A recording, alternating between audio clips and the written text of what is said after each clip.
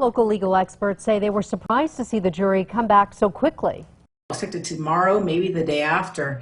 The fact the jury had no questions for the judge after very complicated jury instructions let us know that they were definitely leaning towards a guilty verdict. UNM law professor Sonia Gibson Rankin says the verdict marked an historic moment in American history.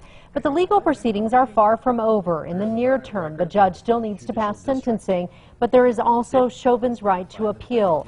Gibson Rankin says he almost certainly will, but she does not expect him to be successful.